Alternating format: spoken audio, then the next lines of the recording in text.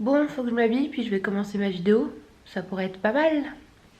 Je vous retrouve aujourd'hui dans une nouvelle vidéo que j'ai hésité à faire. En fait, ça fait très longtemps que je veux la faire et je me suis jamais posée et j'ai jamais organisé mes idées, etc. Et je l'ai toujours pas fait en fait. Je filme un peu cette vidéo sur un coup de tête. Vous l'avez vu dans le titre, je vais vous parler un petit peu de ma scolarité parce que c'est des questions qui sont revenues assez souvent, surtout quand j'étais en histoire de l'art en fait. On m'a pas mal demandé comment ça se passait, etc. Et si vous avez d'autres questions, si vous voulez que j'approfondisse certains sujets, n'hésitez pas à me demander en commentaire et je ferai sûrement une nouvelle vidéo par rapport à ça. Pour remettre un petit peu dans le contexte, j'ai 22 ans, enfin je vais avoir 23 ans à la fin de l'année et là ça fait un an, dans quelques jours, que j'ai décidé d'arrêter les études et donc que j'ai pris une année sabbatique entre guillemets. Pareil, si vous avez des questions sur pourquoi j'ai changé de ville, pourquoi j'ai décidé de prendre un an, ce que ça m'a apporté, au contraire est-ce que je regrette, le travail que je vais faire, ce que j'ai fait, etc. Pareil, posez-moi des questions sous cette vidéo. Je vais commencer par parler du lycée parce qu'avant je pense qu'on s'en fiche un petit peu. J'ai fait un lycée général, c'était pas ce que je voulais faire en fait. Depuis que j'ai 12-13 ans, je voulais être styliste. On m'a très mal aiguillée, on m'a très mal conseillé et du coup je suis allée en lycée général parce qu'on m'a pas dit que ma génération, enfin c'était la dernière année où à Tours il y avait un bac mode. Je savais qu'il y avait un bac art appliqué mais je savais pas qu'il y avait un bac mode et c'était la dernière année et on me l'a pas dit. Et à l'époque j'hésitais entre être journaliste de la presse écrite et être styliste et je me suis dit si jamais je change d'avis ce serait bien que je fasse un bac général, surtout qu'à l'époque j'étais bonne dans à peu près toutes les matières sauf le sport et du coup quand on est bonne et en français et en maths, on nous dit toujours bah va en général, fais S et comme ça toutes les portes s'ouvriront à toi. Donc je suis allée en général, j'ai pris option SES donc économie en seconde et ça m'a pas du tout plu. J'ai complètement décroché dans les matières scientifiques, c'est-à-dire que j'avais 3 en physique, 5 en maths, j'y arrivais pas du tout, ça passait pas avec les profs. En plus à la fin du collège j'ai commencé à me rebeller, je mets des gros guillemets parce que j'étais pas du tout une enfant, enfin une ado turbulente, mais j'aimais pas trop qu'on me cherche et c'est toujours le cas. Donc dès qu'un prof me cherchait un peu, je me braquais totalement et j'avais des notes catastrophiques et c'est ce qui s'est passé pour les matières scientifiques. Donc du coup j'ai complètement décroché et je suis allée en L. Je pense que dans les bacs généraux, le bac L est celui qui me correspondait le plus parce que je suis très sensible, que je joue beaucoup sur les mots, que c'est très important pour moi de trouver le bon mot, que je suis très bavarde et à l'écrit comme à l'oral, donc c'était... je pense que c'est le bac général qui me correspondait le mieux. Et donc au lycée j'avais toujours envie d'être styliste, plus que jamais. Du coup j'étais un peu dégoûtée de pas avoir choisi cette voie plus tôt, en fait d'avoir eu peur de regretter alors que j'ai pas regretté au final. Enfin si, que j'ai regretté mais que je voulais vraiment être styliste. C'était pas clair. Du coup j'ai décidé à la suite du lycée de faire un BTS design de mode option mode, sauf que pour ça il faut faire une mana, donc une mise à niveau d'art appliqué. On peut demander que 3 manas publics, sinon des privés, mais les manas privés c'est 4000 € l'année, sachant que quand on commence une mise à niveau privée on continue souvent sur une licence ou sur un BTS privé, donc je me voyais pas mettre au moins 4000 € par an pendant 4 ans dans une grande ville comme Bordeaux ou Paris parce que bah en plus le loyer etc ça ne me correspondait pas. Enfin je suis un peu contre en fait les écoles privées, je suis un peu contre le fait de payer pour avoir un diplôme parce que pour moi c'est pas au mérite mais c'est à la thune qu'on a notre diplôme en fait et ça me dérange un peu. Après bah voilà il y a des études, le design etc, on est obligé de payer mais moi je voulais pas faire payer mes parents. Ils m'avaient dit que si je voulais, il n'y avait pas de souci. À la limite, si on manquait d'argent, on aurait fait un emprunt, etc. Mais je me voyais pas débarquer dans la vie adulte, étudiante à 17 ans avec 20 000 balles sur le dos. Non, c'était hors de question. Du coup, je n'ai demandé que des manas publics, donc 3. Et j'avais mis en autre vœu technique de commercialisation, donc tech de co. Ce sont des IUT parce que mon but était d'être styliste mais de monter ma marque en fait. Donc je me suis dit si je peux pas être dans la mode pure et dure tout de suite, je peux toujours avoir les bases de commerce pour savoir comment on monte une entreprise. Ça n'a pas loupé, je n'ai pas été prise en mise à niveau d'art appliqué, j'étais sur une liste d'attente pour je crois que c'était la souterraine et c'était celle où je voulais aller d'ailleurs. Pas du tout pour l'endroit mais plutôt pour la réputation. J'ai été prise en tech de co à Châtellerault. J'ai pas tenu les 2 ans, tout simplement parce que ça a été une année horrible. Je pense que ça a été une des pires années de ma vie. Ça a été très compliqué pour moi. Déjà d'un point de vue personnel parce que un mois avant de partir je me suis mise en couple et avec quelqu'un qui était dans mon lycée, donc qui était encore au lycée. Et du coup c'était très compliqué pour moi de vivre la relation à distance. C'était très compliqué, même si j'avais extrêmement envie d'avoir un appartement. D'être à 17 ans lâché dans une ville qu'on ne connaît pas avec des gens qu'on ne connaît pas, c'est jamais très agréable. Surtout quand, parce que c'était ça le gros problème, quand c'est une ville dans laquelle on ne se sent pas bien, dans des études dans lesquelles on ne se sent pas bien, avec la majorité des gens avec qui on ne se sent pas bien. J'avais quand même des amis, je me suis fait des potes, etc. Et quand on sort de L et qu'on fait tech de co, commerce c'est marketing, statistique, comptabilité, maths, c'était pas possible pour moi. J'y arrivais pas, c'était très compliqué et comme je l'ai dit juste avant, je suis quelqu'un, si je n'aime pas, je ne fais pas. C'est pas que je ne veux pas, c'est pas que je suis capricieuse, c'est que c'est pas possible pour moi de faire autrement. Si je n'aime pas, mon cerveau n'accroche pas. Dès les premières révisions, des premiers partiels, donc début décembre, j'ai su que je voulais pas continuer. Mes parents m'ont dit bah t'es mignonne cocotte mais tu t'es engagée donc tu continues, en gros. Du coup j'ai continué puis je me voyais pas abandonner, c'était pas... ça fait pas trop partie de ma façon de penser. Du coup j'ai continué et plus ça allait, moins ça allait. Et donc en mars mes parents m'ont dit arrête parce que là t'es en train de craquer.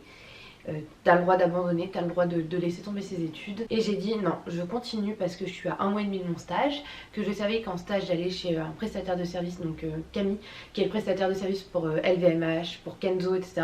Et j'ai bien fait parce que même si commercialement parlant ça ne m'a rien apporté, j'ai appris à coudre là-bas. Et donc j'ai décidé de redemander mise à niveau d'art appliqué, donc MANA. J'ai validé mon année de commerce, je ne sais pas comment j'ai fait. Et j'ai décidé de redemander des manas, donc j'en ai encore demandé 3. Le problème, c'est qu'en plus du fait qu'on ne peut en demander que 3, les manas publiques, on a le droit d'en demander, enfin de demander que maximum 1 an après le bac. C'est-à-dire que t'es pas pris la première fois, tu réessayes l'année d'après, enfin 1 an après ton bac. Si t'es pas prise, bah c'est fini, tu n'as plus le droit. Donc merci l'art accessible à tous en France. Je n'ai pas été prise. Et j'allais tellement mal, donc ce que je voulais c'était absolument aller à Tours, parce qu'à l'époque donc j'avais mon copain qui allait sûrement aller à Tours, et parce que c'était ma ville, etc. J'ai demandé histoire de l'art parce que dedans il y avait art, sauf qu'il y a beaucoup histoire aussi dedans, et ça je l'avais pas capté en fait. J'avais lu le programme et ça me paraissait sympa, donc j'ai fait histoire de l'art. J'ai tenu, hein, j'ai eu ma licence en mai dernier. Quand je dis que j'ai fait histoire de l'art, ou quand j'étais en histoire de l'art et que je le disais, tout le monde me disait ah c'est génial, ça doit être super intéressant, je suis sûre que ça te correspond hyper bien. Toute ma vie on m'a répété que j'étais un peu une artiste, etc. Parce que mon père a fait les beaux-arts. Ma mère, même si elle est instite, elle est très attachée à l'art, j'ai été élevée par elle. La seule gamine de 2 ans qui attendait 4 heures sous la pluie pour voir une expo, c'était moi. Voilà, j'ai été élevée dans l'art, donc pour mes proches et pour les proches de mes parents par exemple, c'était quelque chose de logique que je fasse histoire de l'art, c'était quelque chose qui allait me correspondre. Parce que ouais, j'étais une artiste alors que pas du tout. Je suis absolument pas du tout artiste, c'est-à-dire que je n'écris pas, je ne peins pas, je ne dessine pas, je ne fais pas de musique. Je suis pas très artiste, mais apparemment dans ma façon d'être si. Et en fait non, ça m'a pas correspondu, ça m'a pas correspondu, ça se dit ou pas? L'histoire de l'art c'est pas quelque chose qui me correspondait plus que ça, parce que tout simplement c'est extrêmement théorique. C'est du par cœur, tout le temps. Il faut qu'on apprenne des œuvres, donc une 40aine par matière par semestre. Il faut qu'on connaisse donc le titre, le lieu où c'est exposé, par qui ça a été peint, en quelle année ça a été peint, et parfois même les dimensions. Il faut connaître ça par cœur. Et en plus de ça, il faut connaître donc pourquoi ça a été peint, à quelle occasion, quel était le contexte historique, le contexte politique, le contexte géographique, le contexte religieux, la vie de l'artiste, etc. En fait, en gros, il faut être capable de ressortir 10 pages par œuvre, par matière, sachant qu'il y en a 40 par matière. Donc ça fait beaucoup d'œuvres, sachant que c'est peinture, architecture, sculpture et j'en manque un, il m'en manque un, à différentes périodes. Donc les périodes c'est Antiquité, Moyen-Âge, moderne et contemporain. Donc contemporain c'est à peu près 20e siècle, 19e, 20e siècle. Et en fait le problème c'est que Tours, parce que j'ai fait l'histoire de l'art à Tours, est très pointu sur le Moyen-Âge, et c'est la période que j'aimais le moins. Donc c'était très compliqué pour moi. Après les profs à Tours, histoire de l'art à Tours est très bien. C'est très réputé, les profs sont très doués dans leur domaine, même s'ils sont pas toujours très pédagogues. Je veux dire, on sort de la licence, on a un bon niveau quand même. Après, moi j'ai trouvé que c'était vraiment trop théorique. On apprend par cœur, on apprend des dates par cœur, et du coup le problème c'est que je trouve que c'est plus de la mémoire à court terme qu'à long terme. Dans le sens où t'as une liste de 100 dates à apprendre, t'as un contrôle qui va être coef 1 dans le semestre. Bah ouais, cool, j'ai retenu les 100 dates. Mais tu me les demandes 1 heure après le contrôle, je m'en rappelle pas. Donc c'était beaucoup trop théorique. J'ai pas réussi à avoir mes premiers semestres. Donc j'allais. Enfin, en deuxième année, je suis allée au rattrapage. Pendant que tous tes potes s'amusent à boire des verres en bord de Loire pour fêter la fête de la musique et que toi tu révises ton architecture médiévale. Si tu veux, niveau moral, c'est pas ouf. Et du coup, voilà. Après, la fac, je pense qu'au niveau scolaire, c'est ce qui me correspondait le plus. Dans le sens où j'étais un petit peu plus libre. Alors par contre, faut tout de suite oublier l'idée que la fac, t'es libre. Quand on est ado, quand on a 13-14 ans, on se dit ouais, la fac ça va être hyper cool, on fait ce qu'on veut et tout. Pas du tout. Et en plus, on a pas mal de cours. Pour vous donner un exemple, au lycée, j'avais entre 30 et 35 heures de cours par semaine. En commerce, j'avais 38 heures par semaine. À la fac, en histoire de l'art, tout le monde pense que c'est un petit peu qu'on fait rien. Mais j'avais entre 25 et 27 heures de cours, je crois. Un truc comme ça, à peu près 25 heures. Donc ce qui est pas mal pour la fac. Sur ces 25 heures-là, on va dire qu'il y a je sais pas, une dizaine à peu près, ou la moitié, où c'est des cours magistraux, donc des CM, et l'autre moitié où c'est des TD, donc des cours en classe. Il n'y a que les CM où on a le droit de pas y aller, et les TD c'est obligatoire à partir de 3 absences. On a 0, on est défaillant, enfin ça dépend de la fac. Le truc c'est que les cours à proprement parler c'est en CM, donc les cours on n'est pas obligé d'aller, et tous les exposés c'est en TD, donc tu te fais littéralement chier à écouter des exposés de personnes qui ont passé des heures à les faire, sauf que tu pannes pas un seul truc. Et t'es là et t'attends. Alors que les CM, t'es pas obligé d'y aller, sauf que c'est là où t'as tout le cours, où t'as toutes les dates. Et c'est ce qui est le plus important. Et c'est là où il y a les coefs les plus importants, entre 3 et 5, enfin ça dépend.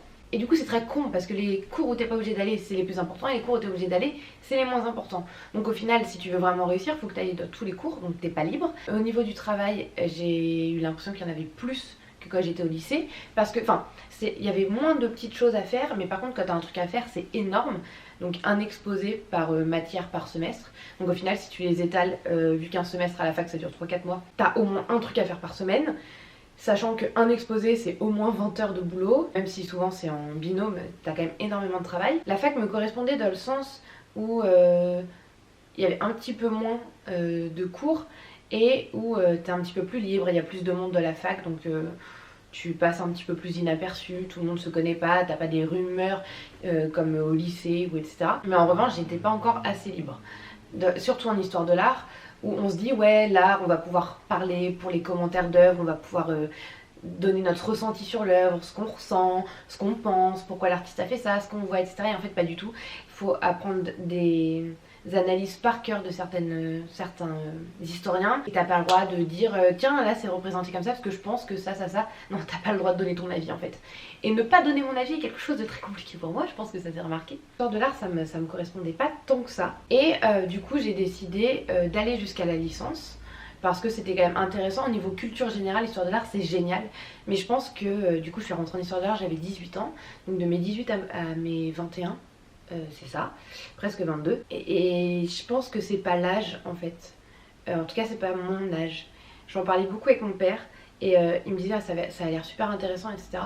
Et je pense que oui, pour quelqu'un de 50 ans qui peut aller en auditeur libre, c'est hyper intéressant. Mais j'ai du mal à me dire je fais des études qui sont censées me plaire et qui me plaisent pas tant que ça. En plus de ça, je suis obligée de faire des choses, je suis obligée de travailler sur des sujets qui me plaisent pas. Et en plus de ça, je suis notée sur ça. Après cette vidéo je vais pas parler de mon ressenti par rapport au système scolaire, je pense que je ferai peut-être une vidéo là-dessus. Je suis pour les écoles où on peut faire du théâtre, du cirque, de l'art, du français, des maths, où on choisit un peu ce qu'on fait.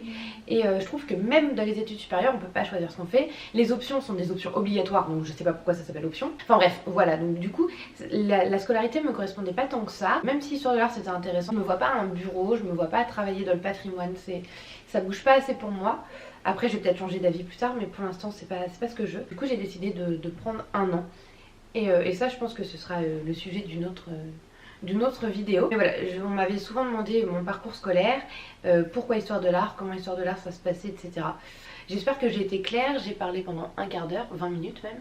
Je pense que ça a été très fouillis, mais j'avais envie de papoter avec vous, de vous expliquer un petit peu. Donc j'espère que ça vous a plu, je vous fais d'énormes bisous. N'hésitez pas à me dire en commentaire ce que vous en avez pensé, si vous avez des questions de n'importe quel sujet, ma scolarité, pourquoi j'ai changé de ville, etc. Et voilà, je vous fais plein de gros bisous et je vous dis à très bientôt.